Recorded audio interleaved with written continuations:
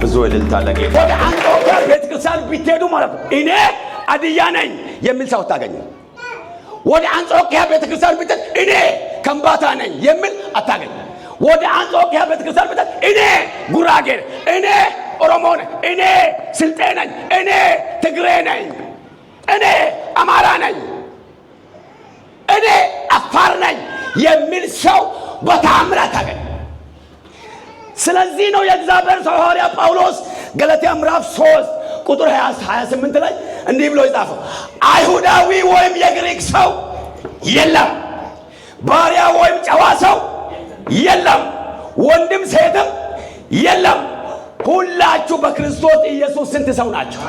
አንድ ሰው ናቸው። ጤናማ ቤተ ክርስቲያን በልዩነት አንድነት የምትገለጥ ናት ማለት ይሄ ነው። ብዙ እልልታ ለጌታ። በዚህ ክፍለ ጊዜ ግን ጤናማ ቤተ ክርስቲያን በምን ርዕስ ነው እግዚአብሔርን ቃል የምንማረው? ጤናማ ቤተ ክርስቲያን የሐዋርያ ሥራ ምዕራፍ 13 ከቁጥር 1 እስከ 5 እና ኤፌሶን ምዕራፍ 4 ከቁጥር 7 እስከ 12 ያለውን ክፍል እናወጣና አብረን እናነባለን። የሐዋርያ ሥራ ምዕራፍ 13 ከቁጥር 1 በአንጾኪያም ባለችው ቤተ ክርስቲያን ነቢያትና መምህራን ነበሩ። እነርሱም በርናባስ፣ ኔጌር የተባለው ስምዖን፣ የቀሬናው ሉክዮስም፣ የአራተኛው ክፍል ገዥ የሄሮድስም ባለሟል ምናሄ፣ ሳውልም ነበሩ። እነዚህም ጌታን ሲያመልኩና ሲጦሙ መንፈስ ቅዱስ በርናባስንና ሳውልን ለጠራዋቸው ሥራ ምን አድርጉልኝ? ለዩልኝ አለ። በዚያን ጊዜም ከጾሙ ከጸለዩ እጃቸውንም ከጫኑ በኋላ አሰናበቷቸው እያለ ይቀጥላል። ኤፌሶን ምዕራፍ 4 ከቁጥር 7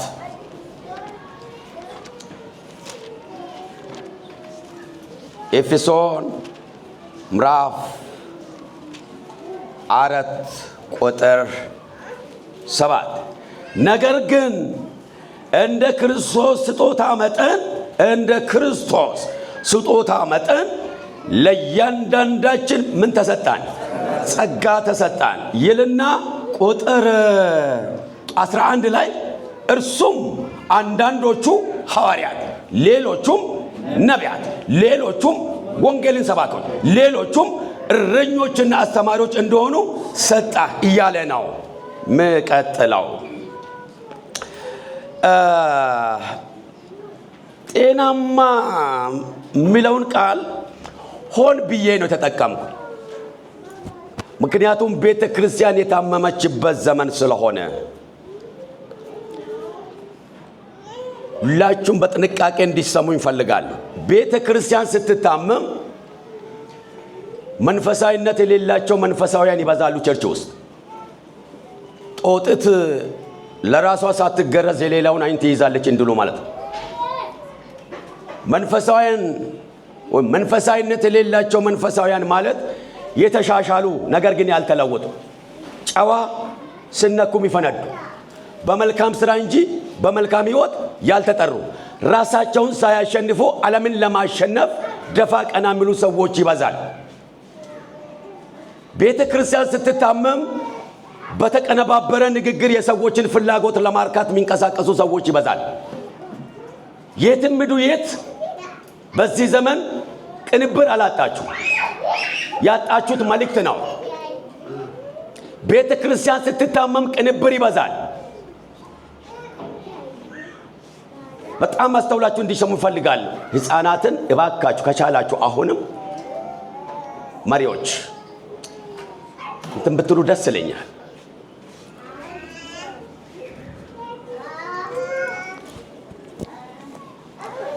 ቤተ ክርስቲያን ስትታመም በተቀነባበረ ንግግር የሰዎችን ፍላጎት ለማርካት የሚንቀሳቀሱ ሰዎች ይበዛል። አንድ የተቀናበረ መዝሙር መድረክ ላይ የተዘመረ መዝሙር በግጥም መልክ ላሰማችሁ። የዛሬ ስንት ዓመት በፊት ቁጭ ብዬ የተገለገልኩበት መዝሙር ነው። ፎ እንበልኛ ፎ አርጎናል ጌታ፣ በእጁ በጥሷል የሰይጣንን ፊኛ፣ ያ ውሸታሙ ሰይጣን ሽንቱን ይጠጣና እኛ እንፈነድቃለን በምስጋና ሜዳ። ሃሌሉያ።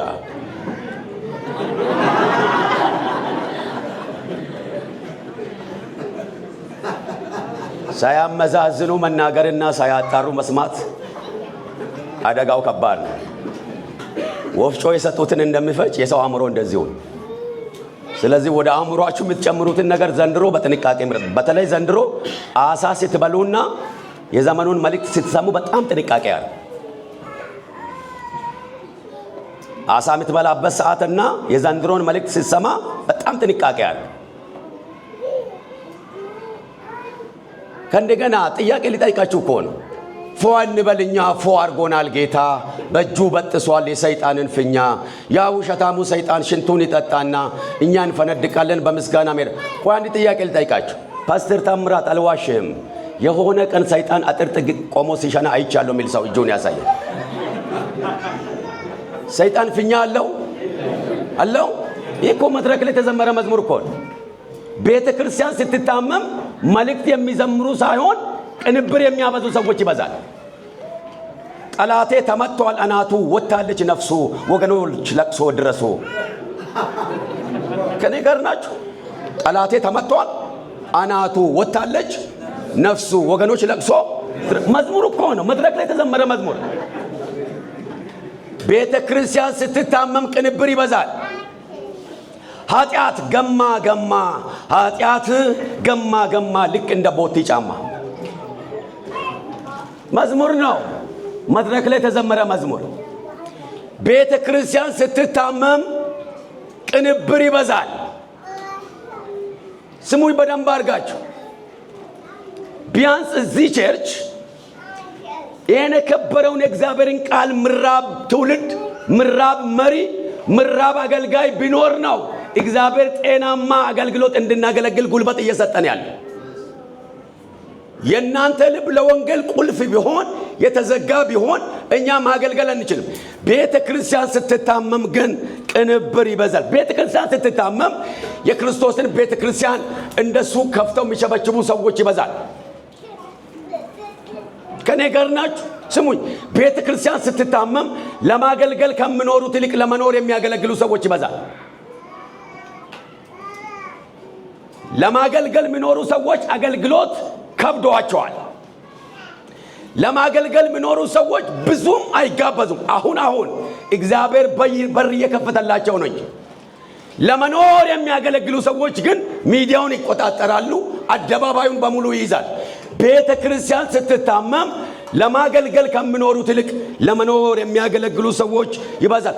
ቤተ ክርስቲያን ስትታመም የጠፋውን የማይፈልጉ የተገኘውን የሚከፋፈሉ ሰዎች ይበዛል። ዘንድሮ ቃልና ኑሮ ሆድና ጀርባ ሆኖብናል። ቤተ ክርስቲያን ስለታመመች ቻይናውያን ሲናገሩ ከሺህ ቃላት አንድ ተግባር ብዙ ይናገራል ይላል። ሰው በተግባር ዜሮ እየሆነ ነው፣ በንግግር ግን ብርቱ ነው። ቤተ ክርስቲያን ስትታመም ግርግር ይበዛል ቸርች ውስጥ። እሱን በኋላ ላይ ያሳያችሁ። ጤናማ ቤተ ክርስቲያን አንድ ብላችሁ ጻፉ። ጤናማ ቤተ ክርስቲያን አንደኛ የእግዚአብሔር ስጦታ ያለባት ናት ብላችሁ ጻፉ። ጤናማ ቤተ ክርስቲያን መለያዋ አንደኛ የእግዚአብሔር ስጦታ ያለባት ናት። የሐዋርያት ሥራ ምዕራፍ 13 ቁጥር 1 እና ኤፌሶን 4:11 አነብላችኋል። በአንጾኪያ ባለችው ቤተ ክርስቲያን ነቢያትና መምህራን ነበሩ ይላል። ሐዋርያት ሥራ 13:1 ላይ፣ ኤፌሶን 4:11 ላይ ደግሞ እርሱም አንዳንዶቹ ሐዋርያት፣ ሌሎቹም ነቢያት፣ ሌሎቹም ወንጌልን ሰባኪዎች፣ ሌሎቹም እረኞችና አስተማሪዎች እንዲሆኑ ሰጣ ነው የሚለው። ጤናማ ቤተ ክርስቲያን አንደኛ የእግዚአብሔር ስጦታ ያለባት ናት ብላችሁ ቅንፍ ውስጥ አገልጋዮች ብላችሁ ጻፉ። እግዚአብሔር ቤተ ክርስቲያንን ለመባረክ ሲፈልግ፣ ቤተ ክርስቲያን በጤናማነቷ እንድትቀጥል ሲፈልግ በህንፃ አይደለም የሚባርካችሁ፣ በወንበር አይደለም የሚባርካችሁ፣ በሳውንድ ሲስተም አይደለም የሚባርካችሁ። እግዚአብሔር ጤናማ አገልጋዮችን በመስጣት ነው የሚባርካችሁ። የጤናማ ቤተ ክርስቲያን መለያዋ ጤናማ አገልጋዮች ናቸው። በሽተኛ አገልጋይ ባለበት ጤናማ ክርስቲያን ይኖራል ብሎ ማሰብ ህልም ነው። ጸጋው የታመመ ጥሪ የሌለው መልእክት አልባ ይህን የከበረውን ትውልድ ሰምቶ እማያገለግል አገልጋይ በሌለበት ቤተ ክርስቲያን ውስጥ መሆን በራሱ ያታክታል። የጤናማ ቤተ ክርስቲያን መለያ አገልጋዮች ናቸው። ጥሪ ያላቸው አገልጋዮች ያስፈልጉናል። መልእክተኛ አገልጋዮች ያስፈልጉናል። የወደቀውን የሚያነሱ ያስፈልጉናል።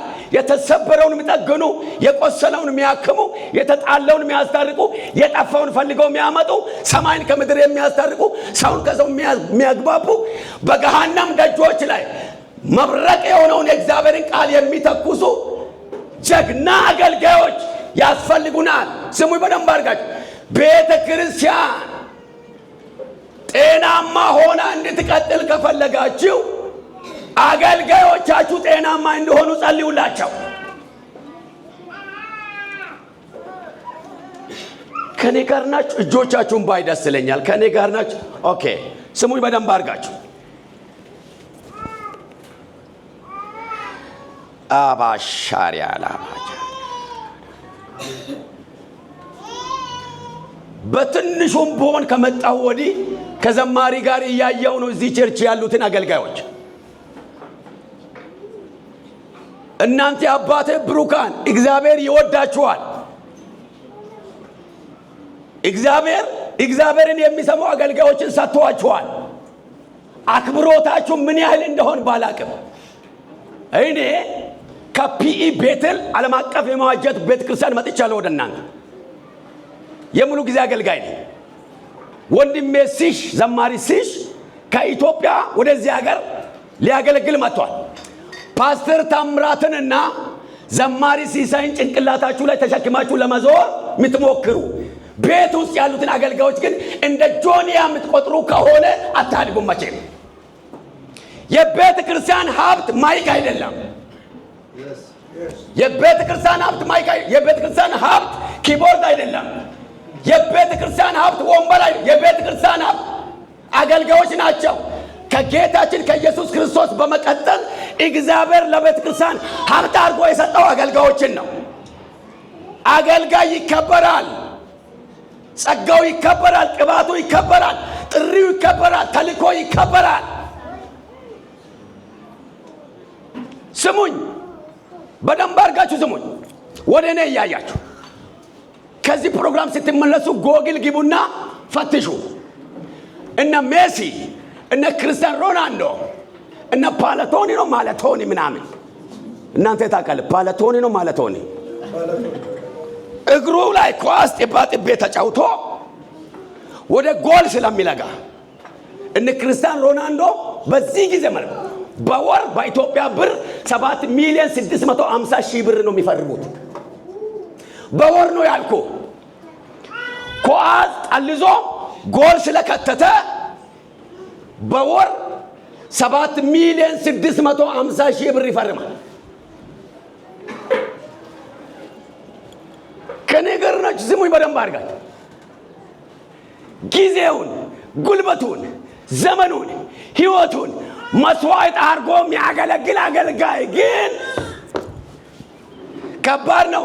አንዳንዶቻችሁ እዚህ ሀገር መጣችሁ አልፎላችሁ ሊሆን ይችላል። እዚህም ሀገር ያልተሳካላችኋል። ይህን ሀሳብ ይህን የከበረውን እግዚአብሔር ቃል የሚያገለግሉ ከሆነ ማይፈለጉ አገልጋዮች አሉ። ከነገር ናችሁ። ከትናንት ወዲያ ማታ አንድ ነገር ለመናገር ሞክራል። አንድ ሌዘር እየለበሰ 7 ዓመት ሙሉ ሌዘር ጃኬት ሳይቀይር ኮሌታ አስገልብጦ እያሰፋ ጫማው ሳርና ውሃ እየበላ እየጠጣ ለልጆቹ ዩኒፎርም መግዣ አጥቶ ሚንከራተት ጥሪ ያለው የሙሉ ጊዜ አገልጋይ ማት ነው አገር ቤት። ቤተ ክርስቲያን ካዜናዋ ሙሉ ነው። አካውንቷ ሙሉ ነው። አዳራሽ እናስፋ ሲባል በአንድ የስልክ ጥሪ ይስማማል። ይሄ ማይክ ቢበላሽ አንድ የስልክ ጥሪ በቂ ነው። ማይክ ምን ሆኗል? ተበላሽቷል። ስለዚህ ምን ይደረግ? ይገዛ። ወዲያው ምንድን ነው የሚባለው? ተስማምቻለሁ ይገዛ ይባላል። ለአገልጋይ ደሞዝ ይጨመር ሲባል የሚያመው መሪ አለ። እንደዚህ አይነት መሪ ካልሞተ ጥሩ አይሆን። ስማ በደንብ አድርገህ፣ አንዳንድ መሪዎች እግዚአብሔር ይመታችኋል። ስማ፣ አገልጋይ የሚታሰቃይ የእግዚአብሔር ሕዝብ ባለ ሀብት ነው። አገልጋይ እንዲራብ አይፈልግም ይሄ ሕዝብ። አገልጋይ እንዲጠማ አይፈልግም ይሄ ሕዝብ። አገልጋዮቻችሁ ላይ ቁማር የምትጫወቱ መሪዎች እግዚአብሔር ይጠይቃችኋል። ጤናማ ቤተ ክርስቲያን የእግዚአብሔር ስጦታ ያለባት ናት። የእግዚአብሔር ስጦታ እነማን ናቸው? አገልጋዮች ናቸው። ይሄ ማለት ደግሞ ፓስተር ታምራት የብልጽግና ወንጌል ሰባኪ ሆነ እንደ ብለህ ሌላ ዓለም ውስጥ አትግባ። የአገልጋይ ደሞዝ ምድር ላይ አይደለም፣ በሰማይ ነው። ምድር ላይ ደግሞ እኛ መንፈስ አይደለንም። አንተ የምትገዛበት ምንድን ነው? ስፓር ነው የምትሉት? ምንድን ነው የምትሸምቱበት ቤት ምንድን ነው የሚባለው? ቆይ እኔ ፓስተር ስለሆንኩ ሄጄ የሚገዛበት ቤት ለእኔ ተብሎ ዋጋ ይቀነሳል? ይቀነሳል? በምንም ታምር ከኔ ጋር ናችሁ። በደንብ አድርጋችሁ ስሙኝ ባካችሁ። በታምር አይቀነስም። ስለዚህ አገልጋይ ቆይ ለጨው የሚያስብ፣ ለበርበሬ የሚያስብ፣ ለልጅ የሚያስብ፣ ለትምህርት ቤት ክፍያ፣ ለቤት ክራይ የሚያስብ አገልጋይ ጤናማ አገልግሎት ያገለግላል ብለህ ታስባለህ? እዚህ መድረክ ላይ በምንም ታምር አገልጋይ በመለቀቅ እንዲያገለግል ሊቀቅለት። አገር ቤት የለመድነው አንድ ነገር አለ። ይሄን አገልጋይ ስንት ጊዜ እንባርከው? እስቲ እጃችሁን ዘርጉ። ስንት ጊዜ? 1 2 3 2 ጎን ያለውን ያዝ። አየር አትክፋ። ገንዘብ ስጥ ለአገልጋይ ብላይ ንገረው። ነገር እያልኩ እኮ ነው። አገልጋዮች ገንዘብ ያስፈልጋቸዋል። ይኸው ሚዲያ ላይ የሚለቀቅ ነገር እኮ ነው እየተናገርኩ ያለው። ይሄ ማለት ደግሞ አልተከፈለኝም፣ በቂ ደሞዝ አይደለም ደሞዜ። አገልግሎት ለምን የምትሉ አገልጋዮች ካላችሁ ጥሪያችሁን አታውቁ። ወር ጠብቃችሁ በምትፈርሙት በሚሰጣችሁ ደሞዝ አትንጠልጠሉ። ሰኞ ደሞዝ የሚከፍል ጌታ ካለ ማክሰኞ፣ ሮብ፣ ሐሙስ፣ አርብ፣ ቅዳሜ፣ እሁድ ከሳምንት ሳምንት ደሞዝ ከፋይ ጌታ ቤቲ ካለ ጉልበትን አሟጣ ያገልግል። ቀኞቻችሁን ከፍ አድርጉና የኔ ደሞዝ ኢየሱስ ነው በሉ አካል። ከኔ ጋር ናችሁ? ስሙኝ በደንብ አድርጋችሁ። ያባሽ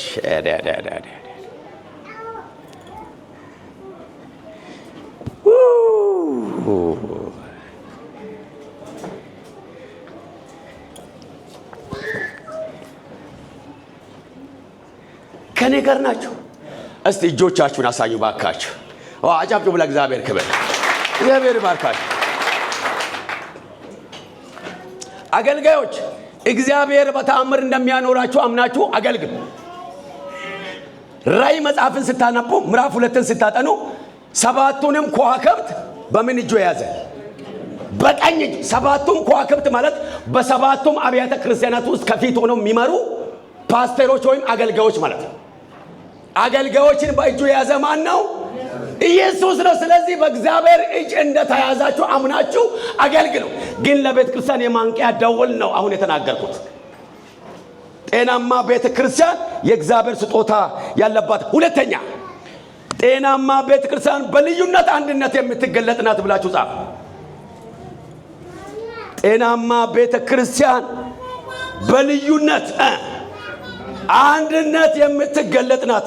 የሐዋርያ ሥራ ምዕራፍ 13 ቁጥር 1 ገባ ብዬ ነው ማነበው። እነርሱም በርናባስ፣ ኔጌር የተባለው ስምዖንም፣ የቀሬናው ሉክዮስ፣ የአራተኛው ክፍል ገዥ የሄሮድስም ባለሟል ምናሄ፣ ሳውልም ነበሩ ይላል። ቀና ብላችሁ ስሙ። ጤናማ ቤተክርስቲያን በምን? በልዩነት አንድነት የምትገለጥ ናት ማለት ምን ማለት እንደሆነ ታውቃላችሁ? አሁን ባነበብኩላችሁ የሐዋርያት ሥራ ምዕራፍ 13 ቁጥር 1 ላይ የሚታገኙ ስብስብ በዘር፣ በቋንቋ፣ በወገን፣ በጎሳ፣ በነገድ በፍጹም አይተዋወቁ ናቸው። ኢየሱስ ጠርቶ ስንት ያደረጋቸው? አንድ። እኔን እያያችሁ ባካችሁ በዘር፣ በቋንቋ፣ በጎሳ፣ በወገን፣ በነገድ ማይተዋወቁ ናቸው። በርናባስ፣ ስምዖን፣ ሉክዮስ፣ ምናሄ፣ ሳውል የሚባሉ ሰዎች በቋንቋ አይተዋወቁ፣ በዘር አይተዋወቁ፣ በወገን አይተዋወቁ፣ በጎሳ አይተዋወቁ፣ በነገድ አይተዋወቁ። ጌታ ጠርቶ አንድ ወደ አንጾኪያ ቤተክርስቲያን ቢትሄዱ ማለት ነው እኔ አድያ ነኝ የሚል ሰው ታገኙ። ወደ አንጾኪያ ቤተክርስቲያን ቢትሄድ እኔ ከምባታ ነኝ የሚል አታገኝ። ወደ አንጾኪያ ቤተክርስቲያን ቢትሄድ እኔ ጉራጌ፣ እኔ ኦሮሞ ነኝ፣ እኔ ስልጤ ነኝ፣ እኔ ትግሬ ነኝ፣ እኔ አማራ ነኝ፣ እኔ አፋር ነኝ የሚል ሰው በተአምራት ታገኝ። ስለዚህ ነው የእግዚአብሔር ሰው ሐዋርያ ጳውሎስ ገላትያ ምዕራፍ 3 ቁጥር 28 ላይ እንዲህ ብሎ ይጻፈው፣ አይሁዳዊ ወይም የግሪክ ሰው የለም፣ ባሪያ ወይም ጨዋ ሰው የለም፣ ወንድም ሴትም የለም፣ ሁላችሁ በክርስቶስ ኢየሱስ ስንት ሰው ናቸው? አንድ ሰው ናቸው። ጤናማ ቤተ ክርስቲያን በልዩነት አንድነት የምትገለጥ ናት ማለት ይሄ ነው። ከባሸር ያራባዳ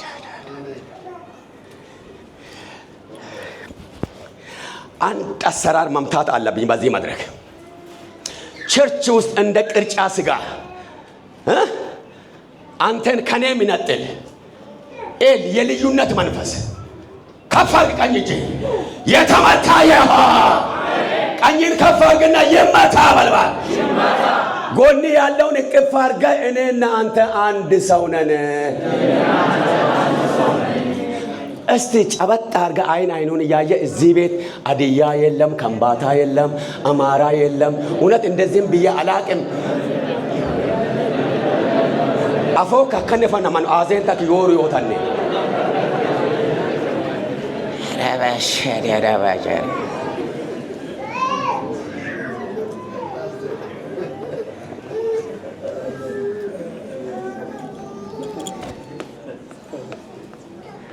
ቤተ ክርስቲያን መታመሟን የምታውቁት ክፍፍል ሲኖር ነው።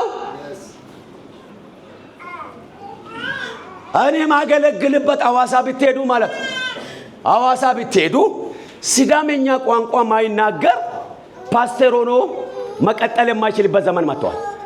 አይደለም ፖለቲካ ዓለም ቸርች ውስጥ ሲዳሜኛ ቋንቋ ካልቻልክ ወንጌላዊ ሆነ ፓስተር ሆነ ነብይ ሆነ መቀጠል አትችልም።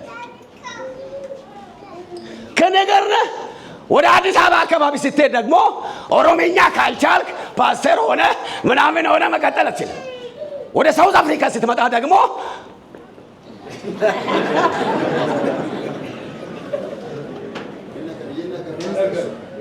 እሱን ጫና አድርጌ እነግርሃለሁ።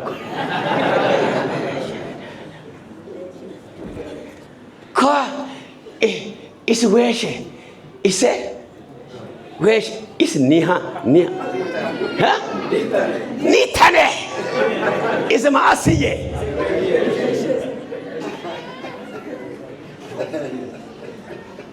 ከምባታ ወዳለበት ክልል አድያ ገብቶ ማያገለግል ከሆነ ሞተናል።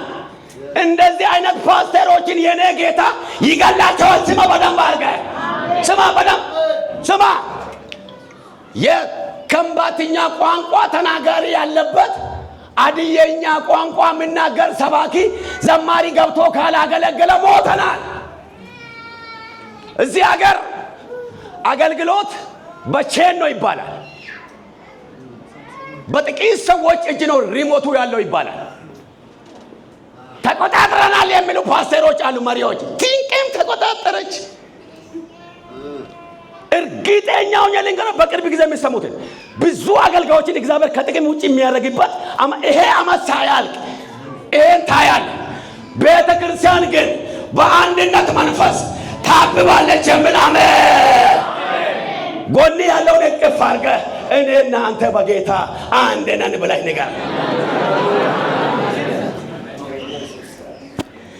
እባክህ ባድየኛ ንገረው። አንም አትም ሜው ማንቾ አንቀፋ ኩሬ አንቀፋ አያ ኩቶ ይሆን ሜው ማኖ በበዓል ቤተሰብ ለይተህ ትጠራ የለ እዚህ ሀገር በበዓል በምናምን እናንተ እንደው ጥሩ ናችሁ። እናንተ ጋር ጥሩ ነገር እያያው ነው። እኔ በዚህ ከቀጠላችሁ እግዚአብሔር ይረዳችኋል። ካልሆነ እንደ ጫማ ሶል ታልቃለህ።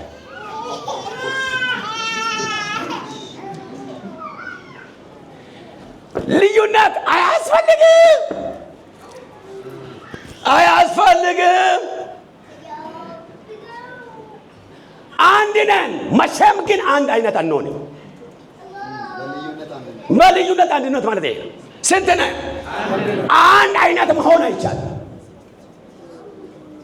ከኔ ጋር ድሮ ገጠር ላይ ዳንቴል የሚሉትን ነገር ልክ ነኝ። ዳንቴል ነው አይደል የሚባለው? ክሮች ታውቃላችሁ? በስንት አይነት ህብረ ቀለም ያለውን ክር ነው የምትገዙት። ከዚያ በአንድ አይነት ከሌር የተሰራውና በብዙ ህብረ ቀለም የተሰራው ዳንቴል የቱ ነው ትኩረት የሚስበው? በልዩ ህብረ ቀለም የተሰራ ዋጋውም ውድ ነው። ሲሰራም ጊዜ ይጠይቃል። አየህ አንተ ልዩነታችን ለአንድነት እኮ ውበት ነው። ከፍ አድርግ ቀኝ እጅህ። እርግጠኛ ነኝ እንደሚታብቡ እኮ እግዚአብሔር ስለነገረኝ ነው የሚነግራቸው። ስለሰደደ የክፍፍል መንፈስ ከፍ አድርግና ይመታ በልባከ ቀኞቻችሁን ከፍ አድርጉና እኛ በክርስቶስ አንድ ነን በልባከ።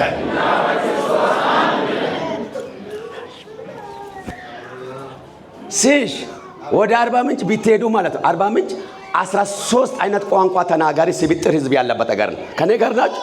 ስንት አይነት ቋንቋ? 13። 7 ዓመት ሰርቻለሁ ሙሉ ጊዜን ሰጥቼ። ላንተኛ አለ፣ ኦቾልኛ አለ፣ ገሙኛ አለ፣ ጎፍኛ አለ፣ ዘይሰኛ አለ። ከኔ ጋር ናችሁ? እና ወላይተኛ አለ። ማአት ቋንቋ ኦቾሎ ወላይተኛ አያገባ ግን ቸርች ውስጥ እኮ ያገለግላል። ከኔ ጋር ዘይሴ ላንተና ያገባ የት ናቸው? ቸርች ውስጥ ናቸው። በአንድ ቸርች እያገለገሉ በትዳር የማይጣጣሙ በአገልግሎት የማይጣጣሙ አብረው አገር ቤት ቅርጫ ምሉትን ስጋ ታውቃላችሁ አይደል? መስቀል በዓል ሲዘጋጅ አንዱ ወደዛ ይሄዳል፣ አንዱ ወደዚህ። መስቀል የሚሉት በዓል ያላገናኘ ሰው ሰማይ ይገናኛል ብለህ ታስባል?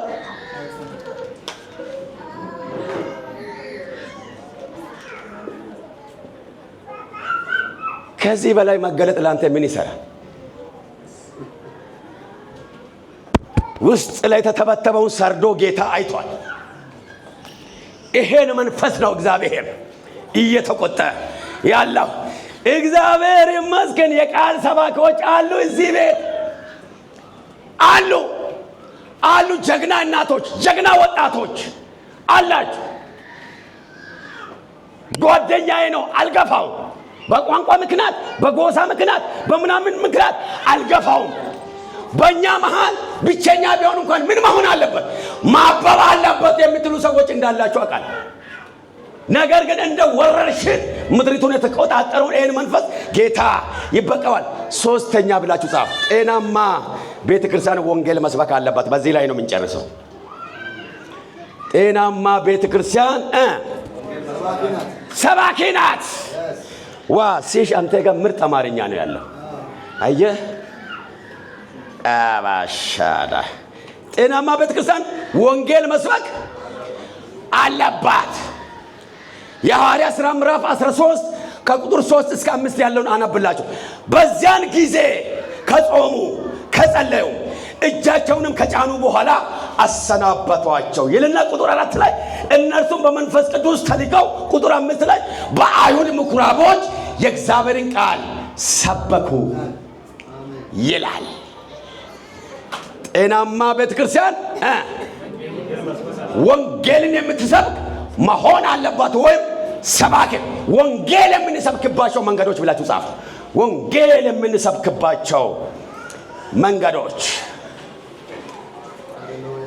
ወንጌል የምንሰብክባቸው መንገዶች።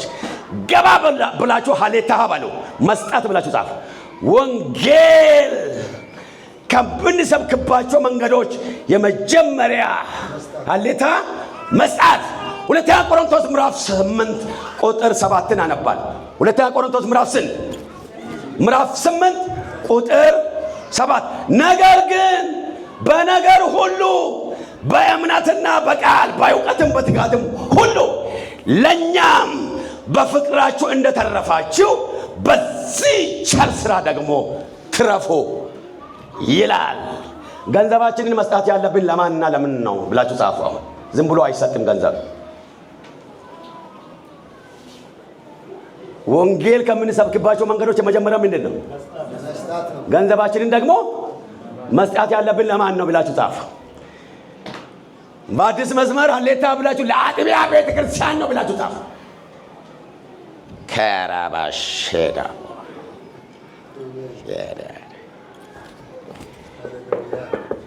አንደኛ ቆሮንቶስ ምዕራፍ 9 ቁጥር 1 ቁጥር 14 ሚልክያስ 3:10 ሐጌ 2:19 አነብላችኋል። እናንተ ቀና ብላችሁ መጽሐፍ ቅዱስ ፈኑ ሆነማ ማን ከማዩታኔ ከሸሽ እዚህ ተባረ ማቲ ኮዳ ፈንቴና ተተነ ማን ሲባክ ነብኪ ማስታወሻ ላይ ያዙ። እንኳንም ከምባተኛ አልቻላችሁም። እግዚአብሔር የተመሰገነ ይሁን። ግን ምን ነበር ያልኩኝ? አይ ባዲየኛ ንገሩኝ። ሳንታ አንያሙ አንዩም ሞይ አቴት ኤሲ ከማንኔ ወጫንሲቴል ታዶ ኪወሮኔ ሆቃንሶ መንፈሳ ይዮኮ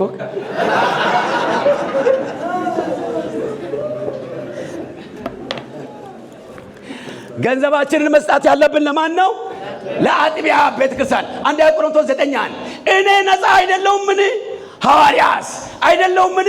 ጌታችንን ኢየሱስ ክርስቶስን አላየሁትምን? እናንተስ በጌታ ስራዬ አይደላችሁምን? ይልና ቁጥር 14 ላይ እንዲሁም ደግሞ ወንጌልን የሚሰብኩ ከወንጌል ቀለብ እንዲቀበሉ ጌታ ደንግጓል።